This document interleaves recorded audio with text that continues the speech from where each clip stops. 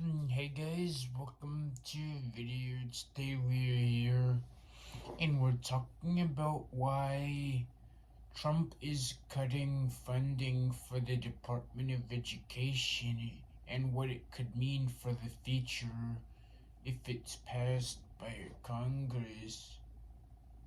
If you haven't been keeping up with everything, Trump just passed a bill cutting funding for the Department of Education, and this could cause a negative impact for millions of students and college students as well. The Trump administration issued an executive order directing the Department of Education Secretary Linda McMahon to begin dismantling the department, eroding its ability to carry out the responsibilities Congress has mandated by law. The Department of Education is important because it has historically played a critical role in protecting civil rights, promoting equity, and providing opportunities for all students, including those in marginalized communities, students with disabilities, LGBTQ students, and multilingual learners. This reckless action strips students of vital resources and tears down statutory mandated functions that are essential to addressing racial and economic inequality in education. It also threatens decades of bipartisan progress toward educational fairness and reverses the commitment of previous administrations, Republican and Democrat alike, to ensure equal access to education. As the Supreme Court unanimously recognized in the Brown v. Board of Education, public education is the very foundation of good citizenship. So, what could happen if this passes Congress is there's a lot of consequences.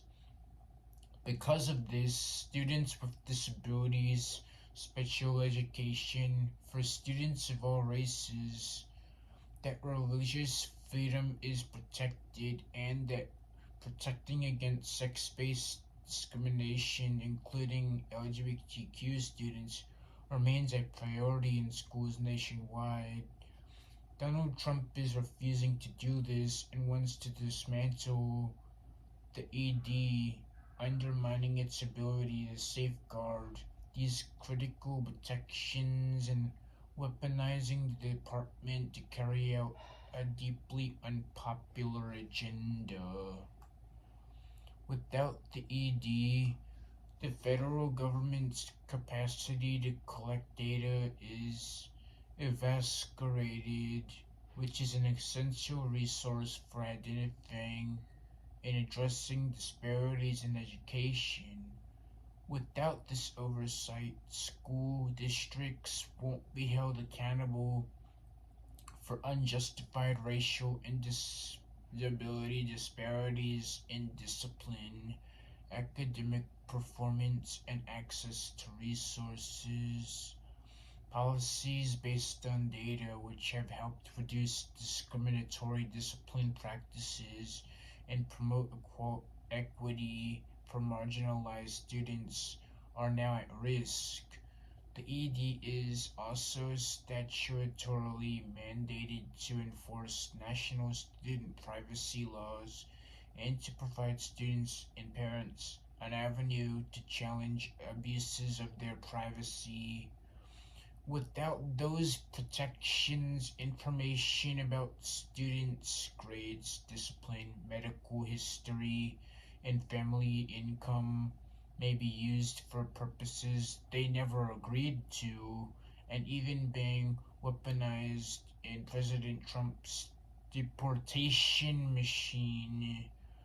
The Department of Education also supports civil rights And without the department to enforce these protections, millions of students who rely on IDEA for necessary accommodations such as specialized instruction in assistive technology are at risk of losing access to the education they are legally entitled to receive. How can we stop this from happening? There are ways to prevent this from happening, or at least push back his attacks.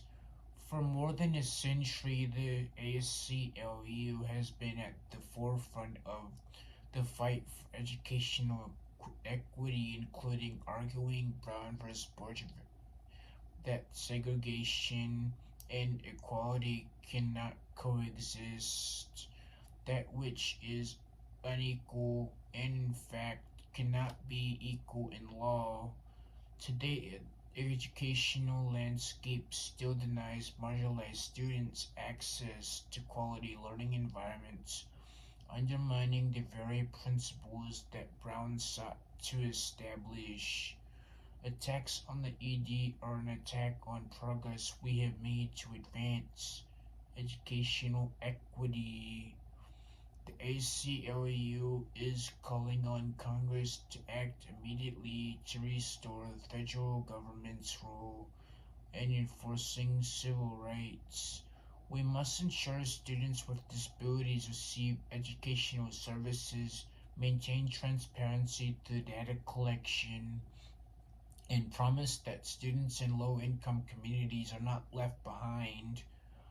So, the Department of Education is a very important service, especially as someone who has autism and is on the spectrum, and other students with things like ADHD and other learning needs. And without the funding of programs that encourage diversity, equity, and inclusion, and without it, their learning needs wouldn't be met. So we need to keep the Department of Education for those that find it useful. But I share this to give you hope and to prepare you so this doesn't happen. So please let your congressional officials know so they can sign against this ban for the Department of Education. That's the message for today. Remember to like, comment, and subscribe and turn on notifications. And see you in another video.